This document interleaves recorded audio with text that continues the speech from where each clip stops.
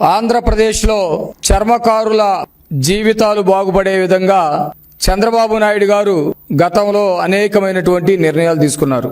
చర్మకారులు అనేటువంటి వాళ్ళు సమాజంలో అట్టడుగు స్థాయిలో ఉన్నటువంటి వాళ్ళు.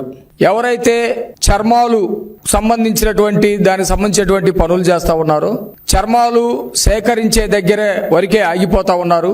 అక్కడి నుంచి వాటిని శుద్ధి చేయటం కానివ్వండి, వాటిని విలువైనటువంటి వస్తువులుగా మార్చటంలో కానివ్వండి, ఉత్పాదక రంగంలోకి తీసుకెళ్లటం కానివ్వండి, ఇవన్నీ కూడా ప్రైవేటు వ్యక్తుల చేతుల్లో ఉన్నాయి. దీనిని చర్మకారులకే అందేటట్టుగా చేసి వాళ్ళ జీవితాల్లో ఎలుగు నింపాలని గతంలో చంద్రబాబు నాయుడు గారు దీని మీద ఆలోచన చేసి రాష్ట్ర వ్యాప్తంగా భూములు కేటాయింపు చేసి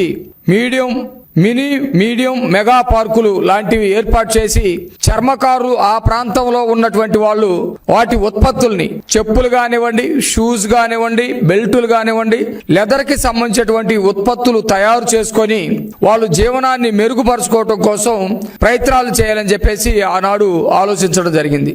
దానిలో భాగంగా శ్రీకాకుళం, విజయనగరం, అట్లాగే విజయవాడ, గుంటూరు, ప్రకాశం, తిరుపతి, అనంతపురం అనేక జిల్లాల్లో ఈ పార్కుల కోసం గతంలో చంద్రబాబు నాయుడు గారు 20 ఎకరాలు, 30 ఎకరాలు అట్లా అనేక చోట్ల అక్కడ ఉన్నటువంటి అవకాశాన్ని బట్టి భూములు కేటాయించడం జరిగింది.